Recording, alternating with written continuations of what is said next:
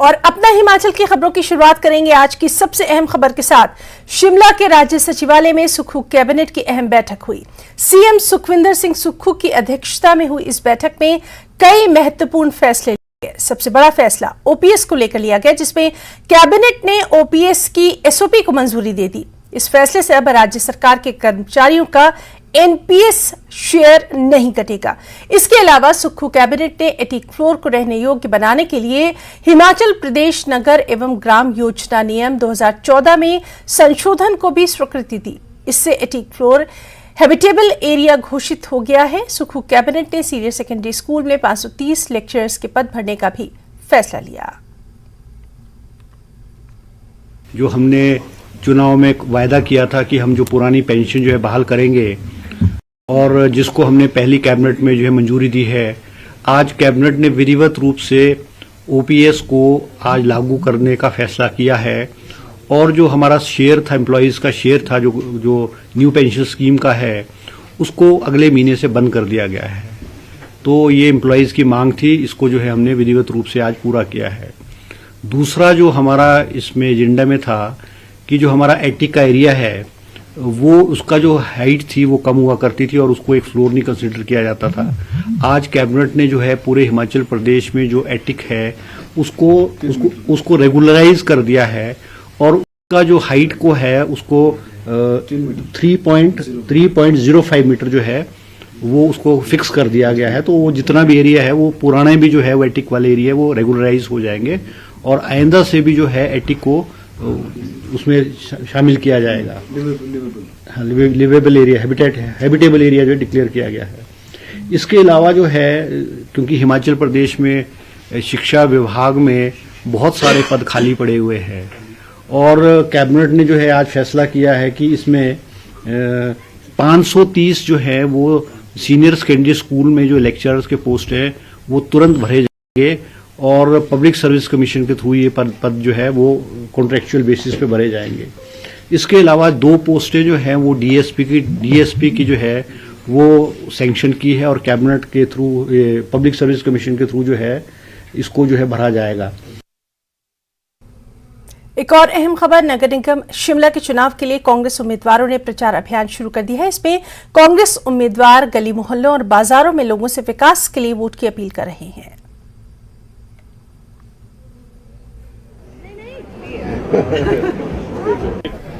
नगर निगम शिमला का काउंटडाउन शुरू हो चुका है और दोनों राजनीतिक दलों भाजपा और कांग्रेस ने लगभग आधे से ज्यादा उम्मीदवारों की लिस्ट भी जारी कर दी है और अब प्रत्याशी जिनके नाम लिस्ट में आ चुके हैं, जिनका नाम घोषित हो चुका है, उन्होंने वोट मांगना शुरू कर दिया है। इस वक्त हम मिडल बाजार में हैं और हमारे साथ मौजूद हैं कांग्रेस के प्रत्याशी। इनसे बात करते हैं।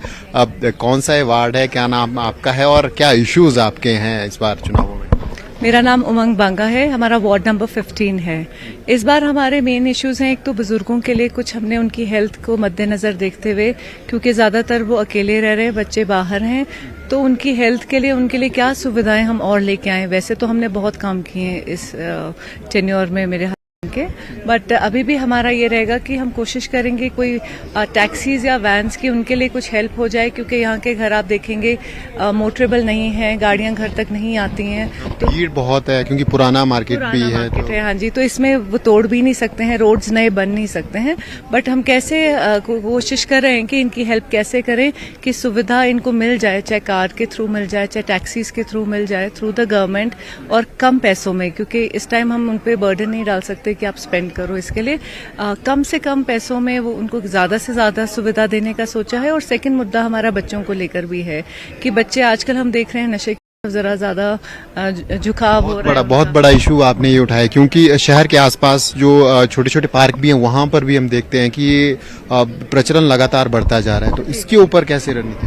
जी, हम लोग ने सोचा है कि हम लोग नारकोटिक्स और पुलिस के साथ मिलकर उनके सुझाव लेकर, क्योंकि they are dealing with this kind of issue, रोज का रोज उनका डील करना है, तो उनके साथ हम बातचीत करके वील ट्राई टू कि हम कैसे एक रणनीति निकालें, कैसे हम कैंप्स लगाएं, अवेयरनेस प्रोग्राम्स स्कूल्स में कैसे करें। हमारे वार्ड में 2 स्कूल्स पढ़ते हैं, तो हम कैसे उन बच्चों तक रीच करें, उनको अवेयर करें, और साथ ही स्पोर्ट्स में कुछ ऐसा करें कि वो स्पोर्ट्स की बच्चे डायरेक्ट हो जाएं और नशे की तरफ उनका ध्यान भी ना जाए। धन्यवाद। बड़े इश्यूज इन्होंने यहाँ पे जिक्र किया और कैंपेन शुरू हो चुका है। शिमला में ये दो समस्याएं जो उन्होंने बताई ये काफी अहम हैं और बड़ी ये समस्याएं। वीडियो जर्नलिस्ट दीपक के साथ राजेंद्र शर्मा, न्यूज 18 हिमाचल। नगर निगम चुनाव के लिए आज से नामांकन की प्रक्रिया भी शुरू हो गई, लेकिन आज किसी भी प्रत्याशी ने नामांकन नहीं भरा। ऐसे में अब 17 और 18 अप्रैल को प्रत्याशी चुनाव लड़ने के लिए नामांकन दाखिल करेंगे।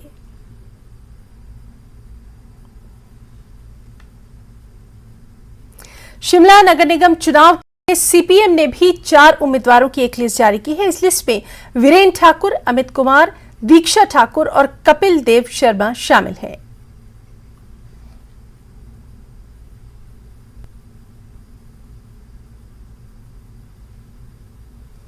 शिमला के नगर निगम चुनाव में कांग्रेस जीत हासिल करेगी। कांग्रेस अपने 3 माह के कार्यकाल में विकास की नीतियों और पूर्व के कामों के साथ जनता के बीच जाएगी। ये दावा कैबिनेट मंत्री जगत सिंह नेगी ने किया। उन्होंने कहा कि भाजपाई आरोप तो लगाते हैं लेकिन साबित करने में नाकाम रहते हैं। भाजपा शासनकाल में स्मार्ट सिटी के लिए करोड़ों की राशि आई, लेकिन उस धनराशि का दुरुपयोग किया गया। और कांग्रेस पार्टी जो है अपने मुद्दे लेके जनता के बीच में जाएंगे। स्मार्ट सिटी के उसमें करोड़ों रुपए आए और जिस तरह से भाजपा के समय में स्मार्ट सिटी में पैसे का दुरुपयोग हुआ और जो स्मार्ट बनाना चाहिए था वो नहीं बना, तो लोग उन बातों को ध्यान में रख के जो है इस बार निश्चित रूप से कांग्रेस पार्टी को जो है भारी बहुमत से एमसी के चुनाव में जिताएंगे। खबर लाहौल से है। लाहौल स्पीति के काजा उपमंडल में राज्य स्तरीय हिमाचल दिवस समारोह के सफल आयोजन के लिए समीक्षा बैठक की गई। इस बैठक में लाहौल स्पीति के विधायक रवि ठाकुर विशेष रूप से मौजूद रहे। यहां रवि ठाकुर ने कहा कि इतिहास में पहली बार काजा में राज्य स्तरीय हिमाचल दिवस समारोह का आयोजन किया जा रहा है। उन्होंने ये भी कहा कि मुख्यमंत्री प्रदेश के निचले क्षेत्रों की तरह ही जनजातीय क्षेत्रों में विकास को एक समान रूप से प्राथमिकता देने के लिए कृत संकल्प हैं और उनका काजा में राज्य स्तरीय हिमाचल दिवस मनाने का फैसला लाहौल स्पीति के वासियों के लिए गौरव का विषय है। 15 अप्रैल हमारा हिमाचल डे का तैयारियों को लेकर आज प्रशासन की मीटिंग चल रही है काजा के अंदर और इसमें जिलाधीश महोदय और एसपी साहब भी आए हैं। अभिषेक हमारे एडीसी साहब, बीआरओ से और अन्य सारे अधिकारी यहाँ पर हैं। और खास तौर से इस बार का जो आकर्षण है इसमें माननीय मुख्यमंत्री जी ने हामी भरी है। यहाँ स्पीति घाटी में आकर वो हमारा चेयर करेंगे। कुल्लू में मुख्य संसदीय सचिव सुंदर सिंह ठाकुर ने कहा कि प्रदेश में अब व्यवस्था परिवर्तन हुई है। उन्होंने कहा कि पूर्व की भाजपा सरकार ने 5 साल हर विभागों में आउटसोर्स के नाम पर युवाओं को अस्थायी नौकरी देकर खिलवाड़ किया है। साथ ही उन्होंने कहा कि पूर्व सरकार हर काम को आउटसोर्स भर्ती के माध्यम से करती, इसलिए जनता ने पूर्व की भाजपा सरकार को ही आउट कर दिया। अब ये आउटसोर्स के जमाने नहीं है। जो पूर्व में सरकार हर बात को आउटसोर्स पे करती थी, उस सरकार को लोगों ने आउट कर दिया है। अब ये सोर्स होगा तो परमानेंट सोर्स होगा। ये कोई ऐसी व्यवस्था नहीं होगी जिसे कि कुछ समय के लिए बढ़िया व्यवस्था होगी। अब देखिए व्यवस्था परिवर्तन का समय आ चुका। पूर्व कृषि मंत्री वीरेंद्र कंवर ने किसानों के हुए नुकसान के लिए सरकार से उचित मुआवजा दिए जाने की मांग की। उन्होंने सुक्खू सरकार पर किसानों के हितों की अनदेखी का भी आरोप लगाया। निश्चित रूप से सरकार का कोई ध्यान जो है वो इस ओर नहीं है। मुझे लगता नहीं है कि किन्हीं कारणों से सरकार जो है वो कहाँ उलझन में है। इस बार सूखा पड़ा जहाँ जिसके कारण जो है वो फसलें नष्ट हुई और अब बेमौसमी जो बारिश हुई है उसकी बहुत बड़ी मार, जिसमें फसलें जो है वो चपेट में आई हैं और किसान का 70% से ज़्यादा जो है वो नुकसान हुआ है। मैं समझता हूँ कि मैंने इस विषय को उठाया भी कि सरकार इस और ध्यान दे और आने वाले समय में सरकार सीधे तौर पर या खाद और बीज के रूप में जो है वो किसान की मदद करे। कृषि एवं पशुपालन मंत्री प्रोफेसर चंद कुमार ने बताया कि बनौली डुगलू वासाकोटा हरनेरा सड़क का निर्माण नाबार्ड के तहत किया जाएगा। वो ज्वाली विधानसभा क्षेत्र की बनौली खास पंचायत में जनसभा को संबोधित कर रहे थे। उन्होंने कहा कि 9.5 किलोमीटर लंबी इस सड़क के निर्माण पर करीब 8 करोड़ 25 लाख रुपए की लागत आएगी और इसके लिए टेंडर की प्रक्रिया इसी माह में पूरी कर ली जाएगी, जबकि 3 किलोमीटर लंबे बरोह बनौली चचिया मस्तगढ़ सड़क का निर्माण भी प्राथमिकता के आधार पर किया जाएगा। नरेगा में लगेगा तो उसको ज्यादा पैसे मिलेंगे, प्राइवेट में करना है तो उसको ज्यादा पैसे मिलेंगे। इसलिए मैंने अभी अपने विभाग को भी आदेश दिया है कि हम पूरे के पूरी पंचायतों का एक क्लस्टर बनाएंगे और उस क्लस्टर में हर एक विभाग काम करेगा। खेती बाड़ी का विभाग भी काम करेगा, पशुपालन का विभाग भी काम करेगा, सिंचाई का विभाग भी काम करेगा, जंगलात का विभाग भी काम करेगा और हम एक खेत का सर्वे करेंगे किस प्रकार की मिट्टी है और किस प्रकार की फसल हम जो है वो ज्यादा से ज्यादा पैसा देने वाली फसल उगा सकते हैं। धर्मशाला विधानसभा क्षेत्र के विधायक सुधीर शर्मा के आवासीय परिसर में आधा घंटे तक संदिग्ध ड्रोन उड़ने का मामला सामने आया। विधायक ने उनसे उनकी सुरक्षा में सेंधमारी और किसी बड़ी साजिश का आरोप लगाया और इसकी शिकायत कांगड़ा पुलिस के पास दर्ज करवाई गई। शिकायत पत्र में सुधीर शर्मा ने कहा कि बुधवार शाम 6:30 से 7 के बीच उनके रक्कड़ स्थित आवासीय परिसर में एक संदिग्ध ड्रोन को उड़ता हुआ देखा गया। इस दौरान उनके सुरक्षाकर्मियों और निजी सचिव ने इस ड्रोन से वीडियो रिकॉर्डिंग होते हुए देखी। उन्होंने मामले की जांच पूरी हो जाने तक उनके साथ जिला पुलिस के एक सुरक्षाकर्मी की तैनात करने की मांग की है। वहीं पुलिस ने जांच का भरोसा दिलाया है। कानूनी तौर पर कोई इस तरह से ड्रोन का इस्तेमाल नहीं कर सकता और वो आधा घंटा पूरे जितना भी हमारा प्रेमिसेस है इसके अंदर उड़ता रहा, तो वो खास किसी मंशा से मुझे लगता है कि किसी ने उसको भेजा होगा। रिकॉर्डिंग कर रहे थे। आजकल तो जो ड्रोन है उनका कुछ भी इस्तेमाल हो सकता है, तो अपने आप में सिक्योरिटी लैब्स तो है ही, लेकिन ये पुलिस को जांच ये भी करनी चाहिए कि इस तरह के कौन लोग हैं, कितने लोग हैं जिला के अंदर या प्रदेश के अंदर जो ड्रोन का इस्तेमाल जो है वो बिना किसी की लीगल परमिशन के साथ कर रहे हैं और ये जो है वो सिक्योरिटी ब्रीच भी है और निजता के ऊपर भी आप ऐसे किसी के प्राइवेट प्रेमिसेस के अंदर जा ही नहीं सकते, खुद भी नहीं जा सकते हैं। और ये तो ड्रोन के द्वारा जिस तरह से फिल्मिंग का प्रयास किया गया, तो इसका मतलब है कि कुछ जानकारी चाहते होंगे किस जगह पर क्या है, कहाँ पर क्या अंदर रूपरेखा है मकान की। ये एक कंप्लेंट जो है इस सिलसिले में मुझे रिसीव हुई थी और इसमें हमने एक टीम जो है स्पेसिफिकली इस टास्क के लिए गठित की है और क्योंकि अभी तक हमें आइडेंटिटी जो है कंप्लेंट में मेंशन नहीं थी कि ड्रोन किसकी तरफ से उड़ाया गया या किस वजह से उड़ाया गया, तो उसको हम इन्वेस्टिगेट कर रहे हैं और इसमें लोकल एरिया का इंटेलिजेंस और वहाँ पे जिस तरह की मूवमेंट उस समय रेलेवेंट टाइम पे रही है उस पर पुलिस फोकस करेगी। और पहला टारगेट हमारा ये है कि हम आइडेंटिफाई करें कि वो ड्रोन कैसे फ्लाई हुआ और क्योंकि इस तरह का कोई परमिशन एसपी ऑफिस द्वारा नहीं दिया गया था या किसी और ऑफिस द्वारा नहीं गया था। लाहौल स्पीति के विधायक रवि ठाकुर ने स्पीति का दौरा किया। इस दौरान ताबू पहुंचने पर लोगों ने रवि ठाकुर का जबरदस्त स्वागत किया। यहां विधायक ने लोगों की समस्याएं सुनी और उनकी समस्याओं को जल्द से जल्द दूर करने का भी भरोसा दिलाया।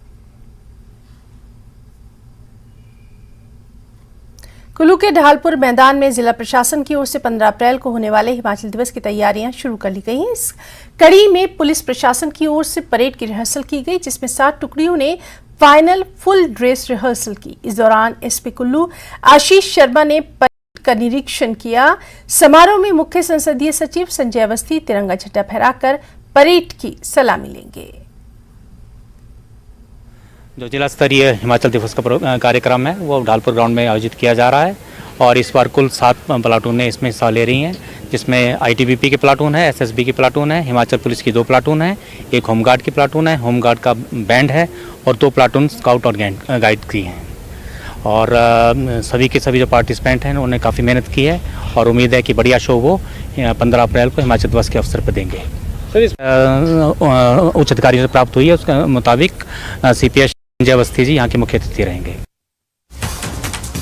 और हिमाचल में कोरोना के ताल्लुक से आपको अहम खबर दे दें, हिमाचल में 440 कोरोना के नए मरीज मिले हैं। लगातार चौथे दिन 400 से ज्यादा कोरोना के मरीज मिले हैं। इस तरह एक्टिव मामलों की तादाद बढ़कर 2145 हो गई है। 34 कोरोना मरीजों का इलाज अस्पताल में किया जा रहा है। तो हिमाचल से कोरोना के ताल्लुक से अहम खबर, जहां 440 कोरोना के नए मरीज मिले हैं। लगातार चौथे दिन की अगर हम बात करें तो 400 से ज्यादा मरीज मिले हैं। इस तरह एक्टिव मामलों की संख्या बढ़कर 2145 हो गई है और 34 कोरोना पीड़ित मरीजों का इलाज अस्पताल में जारी है, जो अस्पताल में भर्ती है।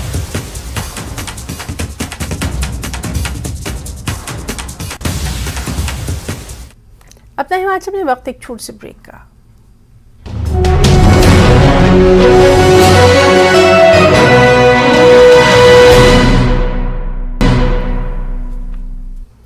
और ब्रेक के बाद अपना हिमाचल में खबरों को आगे बढ़ाएंगे।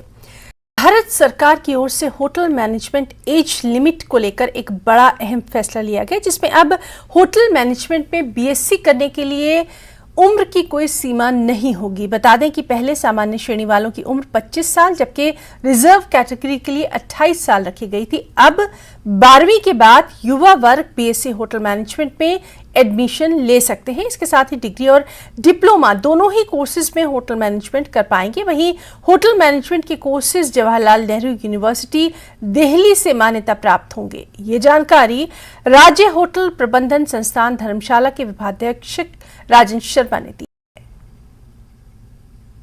लेजर प्रोडक्ट्स हैं, even BMW they are hiring BSc candidates, ethos watches they are hiring our candidates।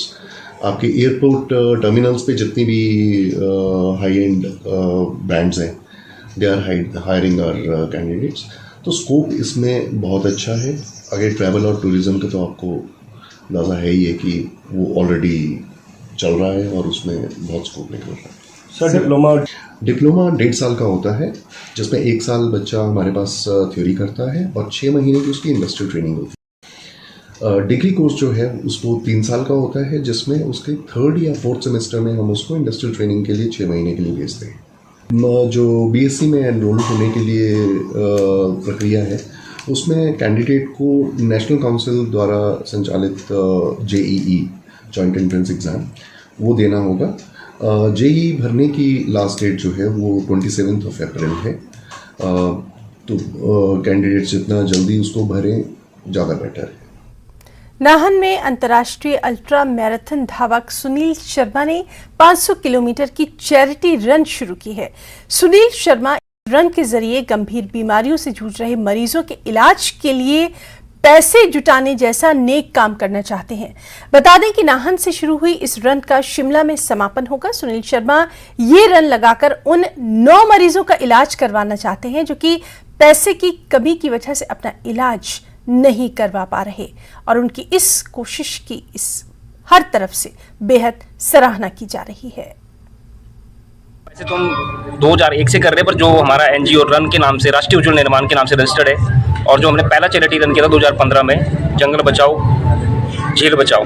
फिर जो दूसरा रन हमने किया था बेटी बचाओ बेटी पढ़ाओ के लिए। फिर किया था फिट ग्रेट इंडिया रन में जो हमने किया था पहला रन, वो था 2 किडनी पेशेंटों के लिए 2016 में। फिर 17 में लगातार हम 2 साल कोविड में नहीं कर पाए, बट ये हमारा जो चौथा था ग्रेट चौथा। इस बार हमारे पास पिछली बार की बजाय इस बार 9 पेशेंट है। पहले हमारे पास 2 थे, फिर 5 थे, फिर हर बार इस बार 9 पेशेंट है। क्यों मैं ऊपर वाले से दुआ करूंगा कि भगवान कभी किसी को हॉस्पिटल की शक्ल ना दिखाएं, क्योंकि जो अभी यहाँ पे कुछ ऐसे भी लोग हैं जिन्होंने अपना घर बार तक भेज दिया, अपनी गाड़ियाँ भेज दी, अपनी FDयाँ तुड़वा दी अपने बच्चे के इलाज करवाने के लिए। वो कहते हैं कि अपने को मरता कौन देख सकता है। तो मैं सरकार से भी अपील करना चाहूँगा, सुखविंदर जो अपने सुक्खू जी माननीय मुख्यमंत्री जी, उनसे भी एक अपील करना चाहूँगा मीडिया बंधु के माध्यम से कि प्लीज़ ना बिजली फ्री चाहिए, ना पानी फ्री चाहिए, ना महिलाओं के लिए 1500।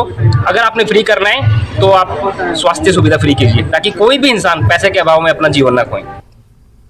मंडी के नाबालिग आत्महत्या मामले में एसपी सौम्या सांबशिवन मनसा गांव में जाकर मृतका के परिजनों से उन्होंने मुलाकात की। यहां एसपी ने मृतका के परिजनों को भरोसा दिलाया कि उन्हें जल्द से जल्द न्याय मिलेगा। उन्होंने कहा कि मामले में जो आरोपी युवक है उसने अदालत से अग्रिम जमानत ले रखी है। इस जमानत पर आने वाली 17 अप्रैल को सुनवाई होना है। उस दिन पुलिस अदालत से आरोपी युवक को पुलिस हिरासत में भेजने की अपील करेगी। हम केस के लिए एसपी मैडम के पास गए थे और आज उन्होंने हमारे घर आए थे वो, और उन्होंने एक्शन लिया उसके बाद गोर पुलिस वाले भी काम कर रहे हैं और एसपी मैडम भी काम कर रही है। उन्होंने हमें आश्वासन दिया है घर आके जो अपराधी है हरजीत कुमार, और उसको जल्दी से जल्दी सजा दिलाएंगे और उसकी बेल कैंसिल कराएंगे 17 को। हमें विश्वास है एसपी मैडम का, और उनका थैंक यू करते कि नहीं उन्होंने इतना बड़ा आश्वासन दिया हमें। देखिए, परिवार और परिजनों को मिलना आवश्यक था क्योंकि केस सिर्फ तफ्तीश के दायरे में नहीं रहता, लेकिन एक मानवीयता के आधार पर भी मुझे लगा कि इनसे मिलना ज़रूरी है। और जो केस की इन्वेस्टिगेशन वो हम बहुत ही अच्छे तरीके से कर रहे हैं। जो इसमें आरोपी हैं उसने इंटरिम बेल ली हुई है जिसकी अगली तारीख 17 को है इसी महीने, और उसके बाद ही हम इसमें आगामी तफ्तीश कर पाएंगे और हम पूरी कोशिश करेंगे कि इसमें परिजनों को न्याय मिल सके। मंडी के ओट में हुए एक सड़क दुर्घटना में बाइक सवार शख्स की मौत की खबर है। यहां सनली मोड़ के पास गलत साइड से आ रहे एक एसयूवी कार के ड्राइवर ने 2 बाइक सवारों को टक्कर मार दी। इस हादसे में इलाज के दौरान एक बाइक सवार शख्स की मौत की खबर है, दूसरे बाइक सवार की हालत गंभीर है। इस मामले में पुलिस ने अपने कार को कब्जे में लेकर ड्राइवर को गिरफ्तार कर लिया है। जारी है। दुखदाई एक्सीडेंट हुआ है जिसमें लड़का 19 साल का जितेंद्र कुमार इसकी मृत्यु हो गई है। एक्चुअली ये मोटरसाइकिल पे जा रहा था जितेंद्र और जशपाल, दोनों लड़के 19 साल के हैं। ये दोनों सिराज एरिया से हैं। जितेंद्र जो मोटरसाइकिल चला रहा था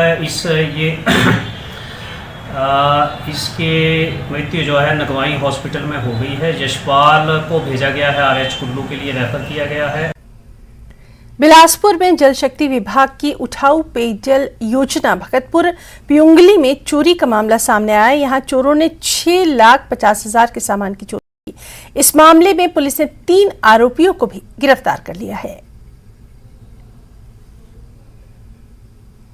सर, ये IPH डिवीजन कलोल के SDO साहब ने पुलिस थाना तलाई में एक दरख्वास्त दी थी, एक एप्लीकेशन दी थी कि इनका जो गिरफ्तार किए गए व्यक्ति है उसमें एक सुरजीत है जो माकड़ी श्री नैना देवी जी का रहने वाला है, दूसरा श्यामलाल है ये भी माकड़ी नैना देवी जी का है, और तीसरा जो है वो बहादुर सिंह है ये भी माकड़ी नैना देवी का रहने वाला है। इन तीनों लोगों को पिछली रात को जो गिरफ्तार कर लिया गया है। फर्दर आज इनको माननीय अदालत में पेश किया जाएगा, उसके बाद इनका पुलिस रिमांड हासिल किया जाएगा तथा जो चीज़ें इन्होंने चोरी की है उसके बारे में जो इनसे पूछताछ करके उनको बरामद किया जाएगा।